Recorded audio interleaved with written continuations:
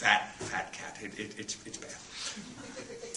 But if you try to think, how would I like people to approach me, I'd approach them that way. The concept of pay it forward. If I go out there and I say, I really want people to treat me nice. So what I'm going to do is I'm going to treat people nice. And does it always work that everybody comes back and treats you nice? No. But if you've got enough people who are treating you nice in return, guess what? You hang with them. You go out on second and third dates with them rather than the idiots. When you're meeting with people, how do you meet them? If you're at an event like this, find somebody who looks friendly, who looks like this is somebody I can talk to. And then find the commonality. And in this room, finding the commonality should be pretty easy. Show of hands, how many people live in Orange County? Okay. How many people have gone to Fullerton? All right. Not everybody, but it's certainly a starting ground. How many people attended Fullerton in the 80s? Okay. How many in the... But still, I'm an old man. I know the feeling.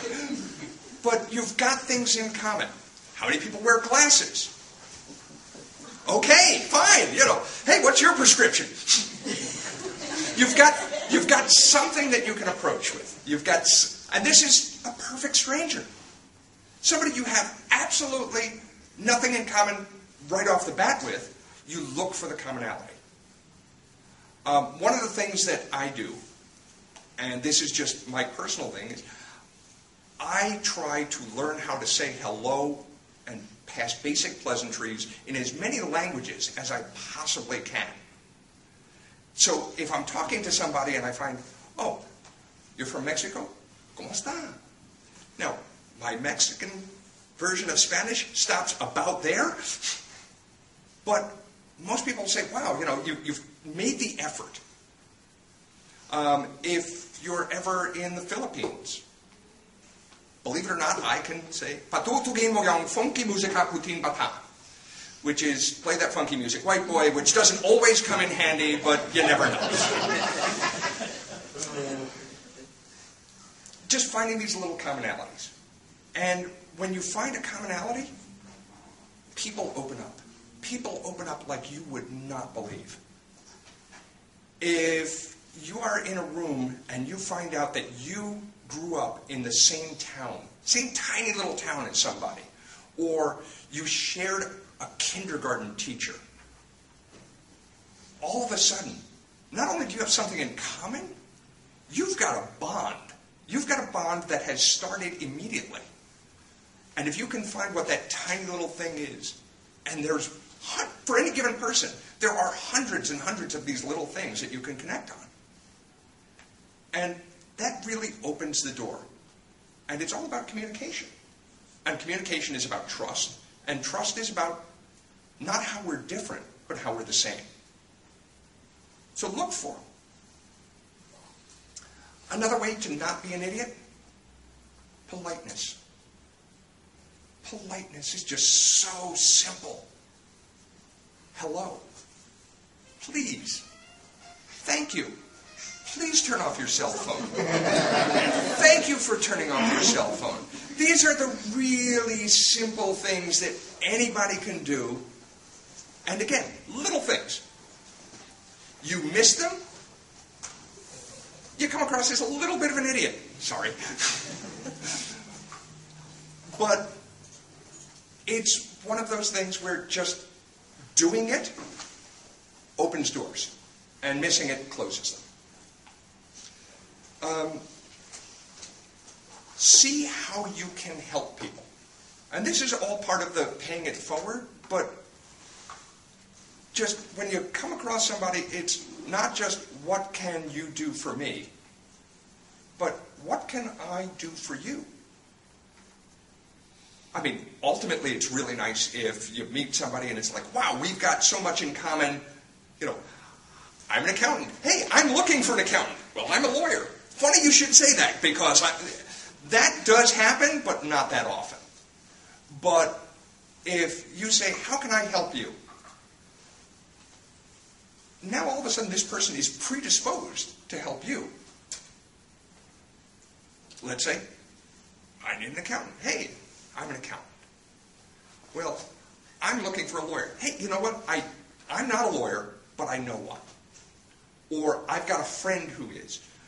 And sometimes, if you come to one of my meetings, you'll sometimes see me running around like an absolute idiot, because I'll talk to somebody and they'll say, well, you know, this is what I do, but, you know, and this is what I'm looking for. And it's like, you know, 2 minutes ago, I met somebody who is a perfect fit.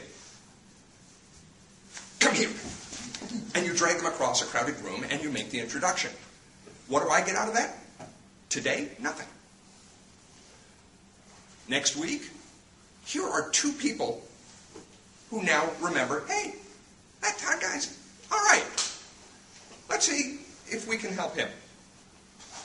Does it always work? No. Volume, volume, volume. You help enough people, you would be amazed at the sort of things that happen.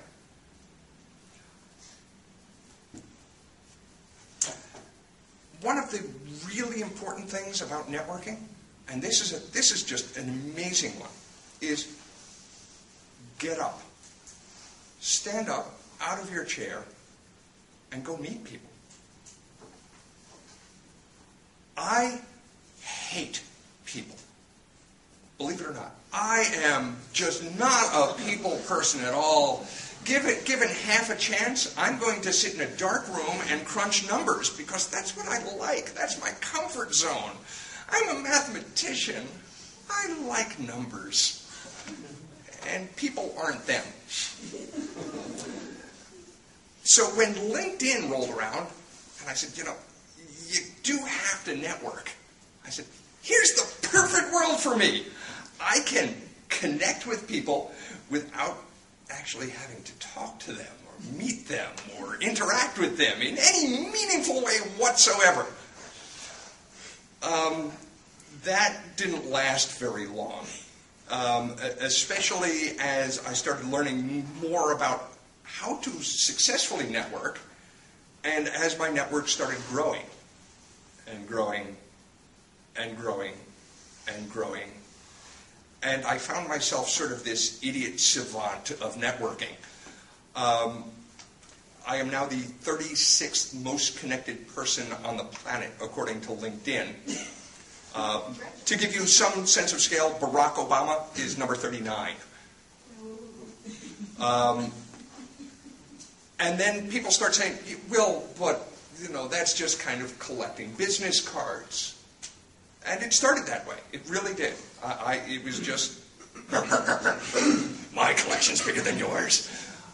But it's not effective. You don't get anything done that way. And I like to get things done. So I started reaching out to people and started communicating with people. And now out of this 25,000 people in my network, I've communicated via email with probably 80 to 85% of them. I have probably spoken on the phone or met with a couple of thousand of them. And I've had lunch with a few hundred. And you want to do this. You want to get up out of your chair and make things happen. Because that's where the trust comes in. And that's where the success comes in. And that's where the really fun part comes in. Even if you don't like people, like me. There are some really, really bad networkers out there. Some real idiots.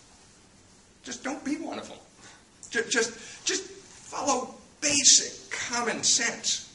Have an idea of who you are when you get out there. How many people here have a business background? Show of hands.